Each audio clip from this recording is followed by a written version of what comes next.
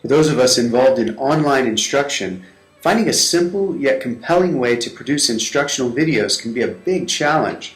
For the next several minutes, I'd like to share with you some ways that we in the library have discovered for generating simple, brief, yet engaging videos.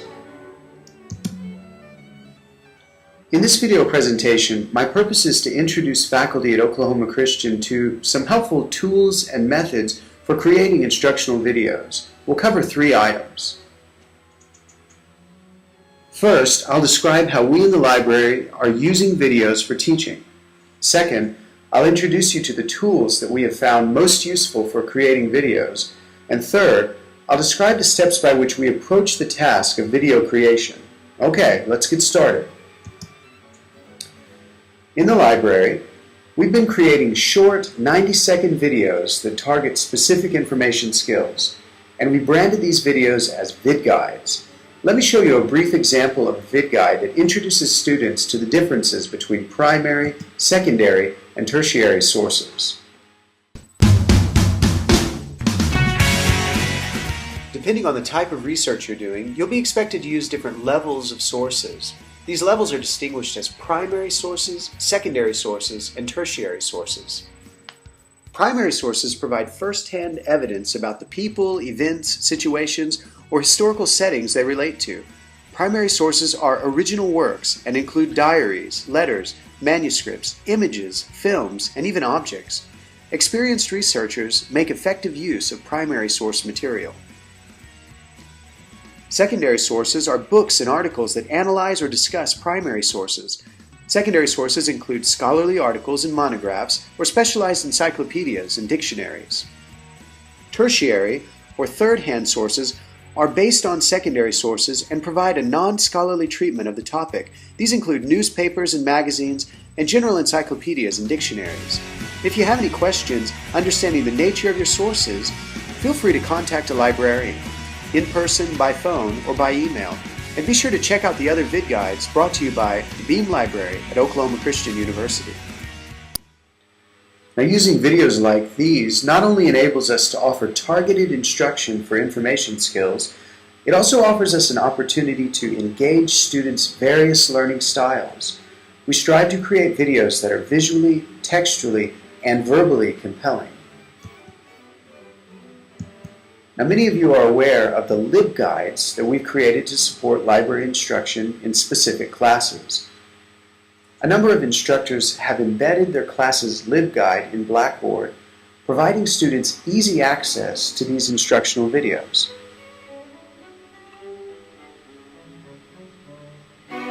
If you have questions about VID-GUIDES or would like a LibGuide created for a class that you're teaching, please be sure to contact a librarian. As part of my role as theological librarian, I teach the Introduction to Graduate Biblical Studies course, and this is a hybrid course for which effective online instruction is a crucial component. For this course, I'm able to develop a bit longer video presentation that targets a specific learning outcome. In this video, for example, I want to introduce students to the concept of critical questioning.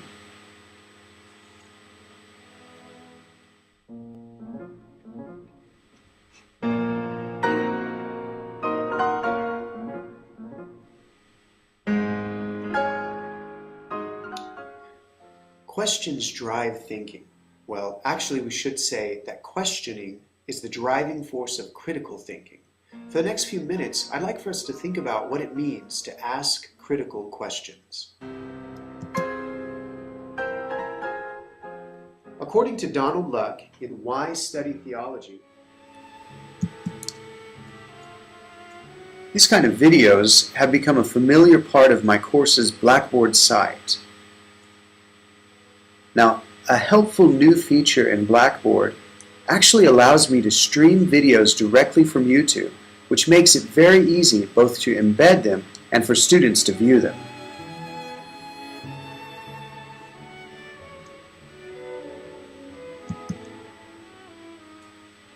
You know, there are many tools available for video creation, and I'm going to introduce you to the tools that we're using in the library. And although I'm just using Mac for this presentation, screen capture tools are available for Windows as well.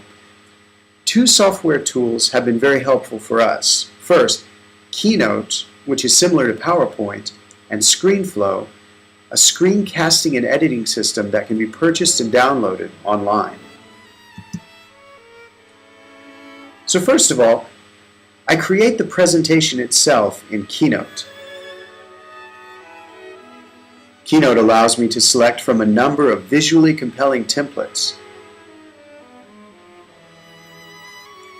It also makes it easy to insert both text and images into my slides. And one of my favorite aspects of KEYNOTE is the variety of transitions it offers for movement between slides and within slides. Also, it's very simple to embed a separate video within a slide so that your presentation loses the stagnant slideshow feel. That's what I've done in this video presentation. I've created several short videos and embedded them into the slides of this presentation. Unfortunately, there are many tutorials available online for learning to use KEYNOTE. To create an animation, place the object on two different slides and put them in different positions. Select Magic Move and the object will automatically animate between slides.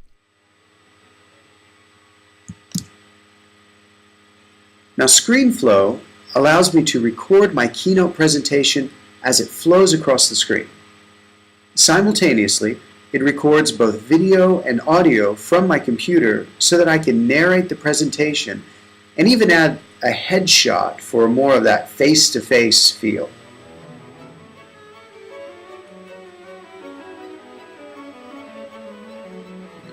And when my recording is finished, SCREENFLOW allows me to edit my video. It is at this point that I usually add a soundtrack or music to the video to provide a bit of background texture. When I'm finished editing, I save the project and export it as a movie. SCREENFLOW also offers several online tutorials for learning how to use this tool.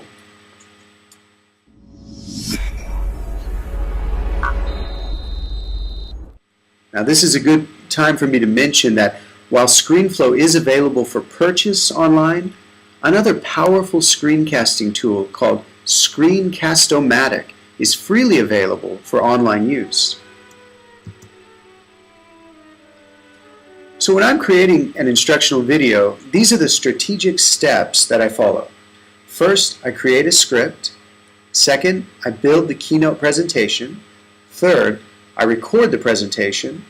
Fourth, I edit the recording and add a soundtrack. And finally, I export the movie and upload it to YouTube. So here are those steps visually displayed. I create a script that includes the full text of what I will speak on each slide. And then I build the KEYNOTE presentation. After that, I record the presentation along with my narration and the video headshots. Next, I edit the video and add a bit of background music. Finally, the video is ready to be exported as a movie and uploaded to YouTube. That's it. 5 relatively simple steps. Now, as a librarian, I can't forget to mention how important it is to properly give credit for the images and information that you borrow for your presentation. I get many images from Flickr's Creative Commons. Now be aware that you must double check the specific use restrictions for each image. In this case, I borrow only images that permit use if the source is credited, which is why I create a nice image credits page like this. Creating videos has enabled us to offer instruction to a wider population of students, including distance learners. It also provides us the capability to be creative about engaging students' various learning styles. And I hope this presentation has been helpful and that you feel empowered to go and make some really cool videos.